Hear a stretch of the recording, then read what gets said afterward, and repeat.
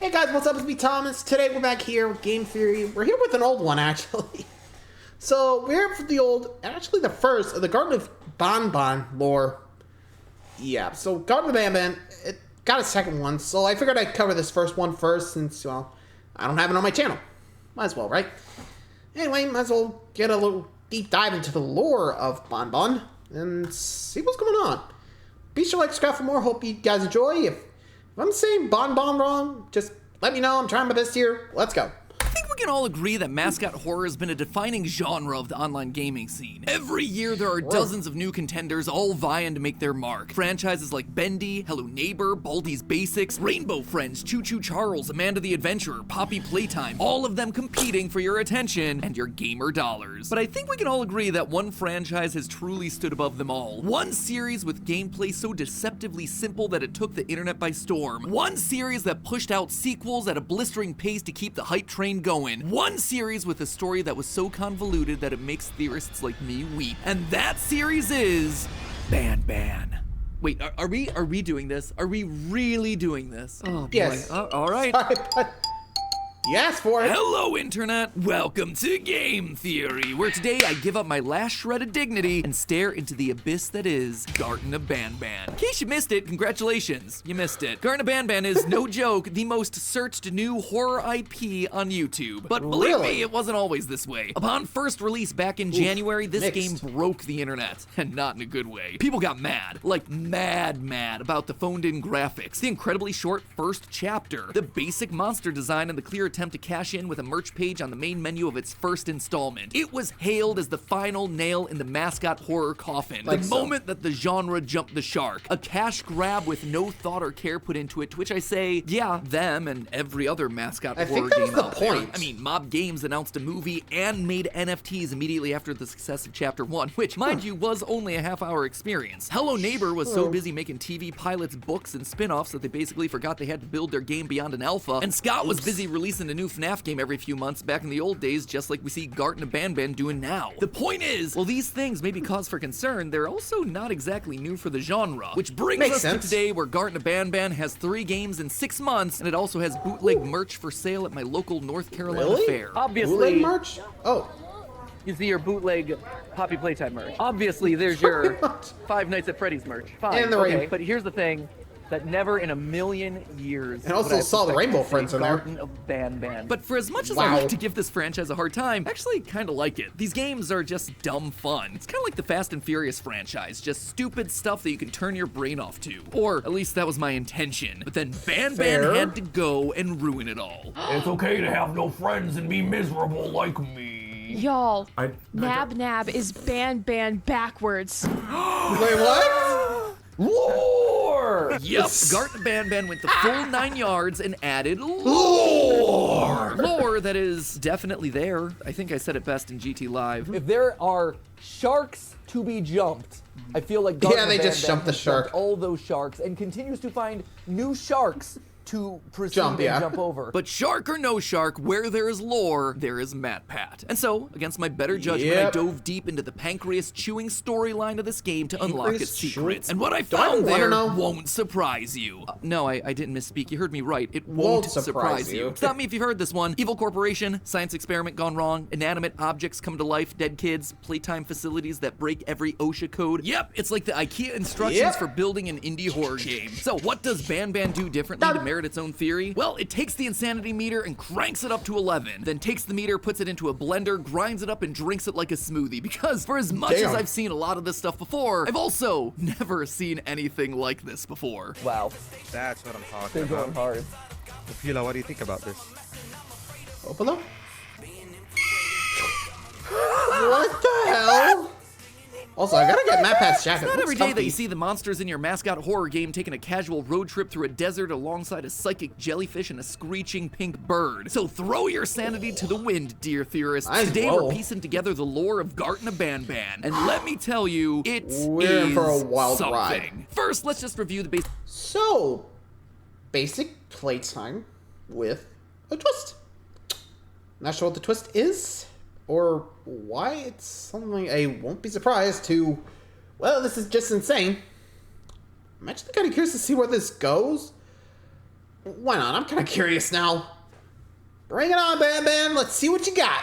Basic premise here. In these games, we play as a parent desperately searching an old, empty kindergarten facility for any signs of our missing children. And that's it. That is pretty much as far as we got on the main story. In each installment, we find a single note addressed to Mommy left by a nameless child and a girl Monster named Claire. and me. Which means that we're pretty safe in assuming that these are our kids. But, you know, Nice might not be. Through these letters, we also know that our children are fighting off monsters and that they're ultimately saved by a giant jellyfish. Other than that, butt kiss. Not a whole lot. Which means that we have to make our way deeper into the facility where things are much less Sesame Street and much more back rooms, as twisted versions of the kindergarten's mascots roam the repetitive maze-like halls. But who would have built a facility like this? And more importantly, why? The answer to those questions are hidden in Chapter 2. If you manage to find the red key card, you can actually go back into the building's medical center where a secret door leads to 3 lore notes. Notes that reveal the game's true villain, corporate greed. The first document is addressed to Dr. Uthman, the same name that we actually find on an airplane boarding pass in Chapter 1. Uthman Adam. In it, we learn that the company has been using a mysterious substance known as Jivanium to try and bring their mascots to life. Hold on. Creatures that shouldn't be alive but are for inexplicable reasons. Mark that one off on your indie horror bingo card. As other lore notes reveal, Jivanium is basically a kind of blood alternative that's being injected into giant monster bodies that are made of a Play-Doh-like material. But as you'd expect, this method isn't without its side effects, mainly enlarging both the veins and body of the subject, exactly like we see with one of the designs of the mascots, Jumbo Josh. Side note to this one, kind of love how instead of just making cleaner looking models, they just made the bad textures part of the lore. Euphoric brothers over here playing 4D chess with game design. And while that side effect ends up being purely cosmetic, we're also told that any creature brought to life with Jivanium is in constant pain, leading to extremely hostile and nervous behavior. Not exactly something that you want for the things that are designed to be looking after young children at a kindergarten all day. Needless to say, Dr. Uthman's experiments haven't been going all that well. And that's a problem when they've promised to unveil their creatures as part of the kindergarten's big Bring a Friend Day. So they decide to push forward, desperately looking for ways to circumvent the violent effects of Jivanium by mixing it with human DNA. Yep, they skipped the animal trials and just jumped straight into the main event. The hope was that the human genome would allow these creatures to have rational thought and parental instincts towards children. And who better to contribute their DNA than the good doctor himself, Uthman Adam. This experiment would lead to the creation of the one and only Banban. At first glance, he seemed to be quite successful. He wasn't violent and was actually incredibly intelligent thanks to Uthman's DNA. Except, yet again, there was something they didn't account for. Banban was too intelligent. Banban believed that he was human, which meant that when he finally did come into contact with Dr. Uthman, it caused him to go into a deep depression. To try and bring him out of it, they made a female equivalent, Banbalina, using the genomes of the one person that Banban would speak to, Dr. Weverly Mason. But all this did was just make him less cooperative. So overall, things aren't great at the kindergarten there, Bob. In one last-ditch effort to fix the problem, they lower Banban's ability to self-think by dosing him with an updated Jivanium solution, which works a bit too well. Again, the higher levels of Jivanium cause him elevated pain, which turns him into a mindless beast. But of course, evil corporation gonna do what evil corporation gonna do, and they push onward. Throughout the facility, we find a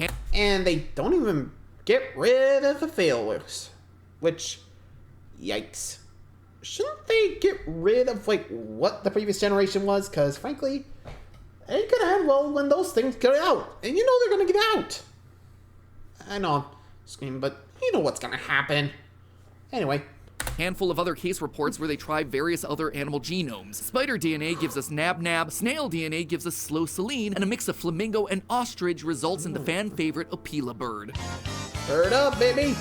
It wasn't until they used woolly spider monkey DNA for the creation of Captain Fiddles that they finally struck on a winning combination. In fact, Captain Fiddles was deemed so successful that he was passed on to be presented to parents and investors at the big Bring a Friend Day. That day, though, would be the day it all fell apart. The third note that we find in the red medical room describes how the ball pit can't take the weight of all the kids that have registered for that big event, and that this extra weight is likely to cause the ball pit to collapse. Considering that there's no ball pit in the ball pit room of Chapter 1, and the fact that it's all boarded off to the public, I think it's safe to say that that's exactly what happened. I'd also suspect that this is why Uthman had a boarding pass. He was gonna escape before anything bad happened, and he was right to worry. According to a note that we find later in the game, the loud crash of the ball pit collapsing causes all the mascots' primitive instincts to kick in, resulting in them going on the attack. However, amidst all the chaos, there was one creature who didn't become a monster. The one and only giant orange jellyfish, Stinger Flynn. In fact, not only does he stay friendly, thanks to a series of kids' drawings, we know that he actually saves our children from both Banban and Opila. The nice jellyfish is strong. He carried everyone here, but Miss Mason hates him, and I don't know why. Well, don't worry yourself about that one, kiddo, because I know why Miss Mason hates him. Also, can I just say, you have some remarkably good spelling for a kindergartner. If you've played through Garten 3, you'll know that this is no ordinary jellyfish. Stinger Flynn is massive and threatening, but more threatening than his size are the size of his words. This dude talks a lot, and often in very vague, cryptic terms. I come to this place, and then I am reminded that what I'm fighting for is worth all of this pain and suffering. One thing he's not vague about, though, is wanting us to get out, to leave our children behind, and when we refuse, he turns on us, releasing the evil Banban to kill us. He's able to do this thanks to the unique combination of genomes he's received. You see, Stinger Flynn is the only creation in the kindergarten to have received 2 genomes alongside the Givanium, human and Atlantic sea nettle. The case studies tell us that this led him to becoming more intelligent than all the other creatures, making him comfortable and aware with what he was. However, he's far from content with his current state. I already have more than enough subjects to move forward with my aspirations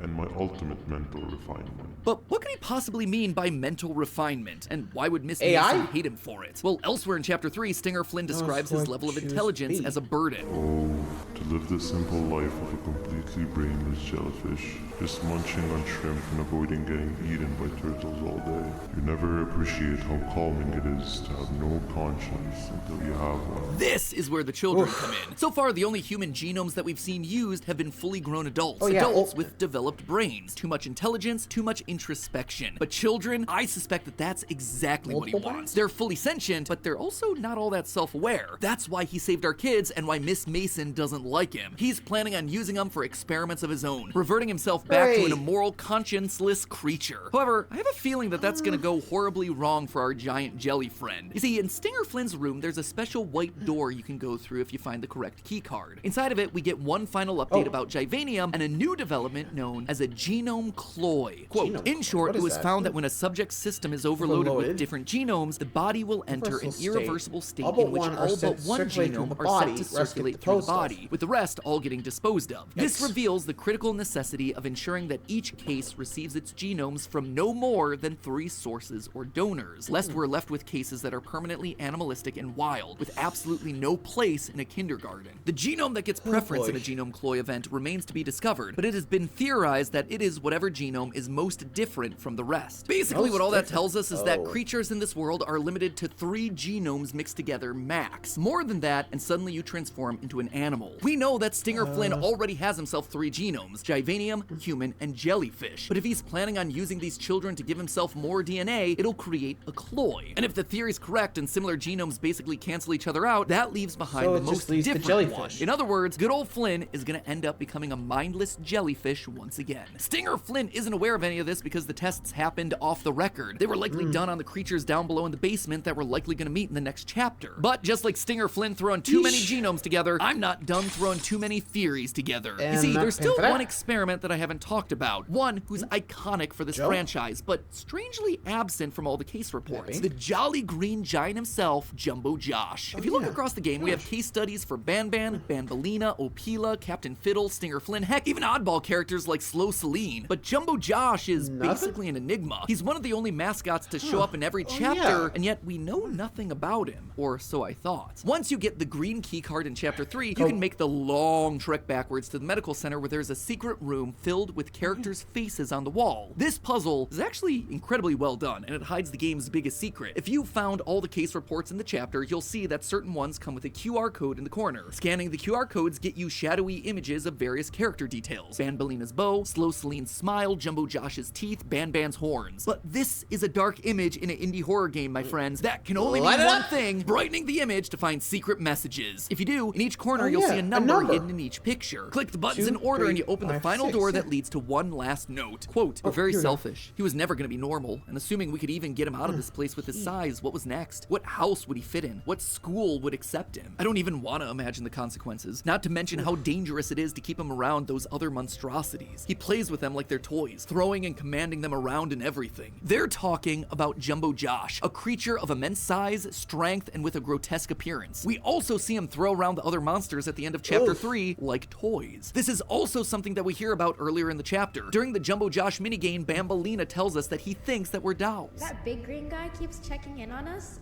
I think he believes we're some sort of dolls. But why is this so important? What makes Jumbo Josh so different? Well, the end of the note gives us our best clue. Quote again, sometimes life denies you beautiful gifts, and we should have accepted that. But we're doing the right thing here, and I'm proud of us both. The only time I see language like being denied a beautiful gift, yeah, that's in reference to losing a child. Them not being able to have a child or a child dying prematurely. Either way, these parents lost the most precious thing they had, but they found their second chance through science experiments. That said, they aren't the scientists that we know already, Uthman and Weverly, because in letters from those guys, they talk about Jumbo Josh as the green guy, which doesn't really sound like a loving, desperate parent. Instead, I suspect that these parents might be the ones who started the program in the first place, behind the idea of bringing mascots to life, but their real goal was saving what they lost, bringing their dead child, Josh, back to life. Reincarnated dead kid. Come on, someone's gotta have a bingo at this point, right? But along with that note, there's also an audio file. If you play it, it summons Zolphius, the creepy giant worm thing that appears from the abyss at various points throughout the chapters. Basically, Sackboy crossed with Kingseeker Framped, for all you Dark Souls fans. And when we encounter him, we see two simple words, I'm sorry. It's my belief that Zolphius is the parent that wrote that note. It's because of their hubris that our children are now missing. Their determination to bring back their child has now meant the loss of so many others. And that is why all they can do at this point is to say sorry, parent to parent. And I think maybe that's the most unique thing about this game that reuses so many indie horror tropes. A character finally apologizing, finally acknowledging their mistakes and recognizing the wake of destruction that they've left.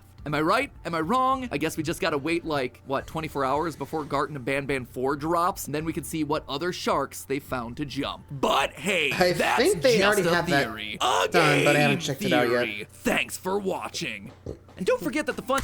Don't worry, I'll be covering that one next, so I'll keep an eye out for that theory and see if he's right, wrong, I don't know. Well, till then, thanks for watching, everybody. See ya.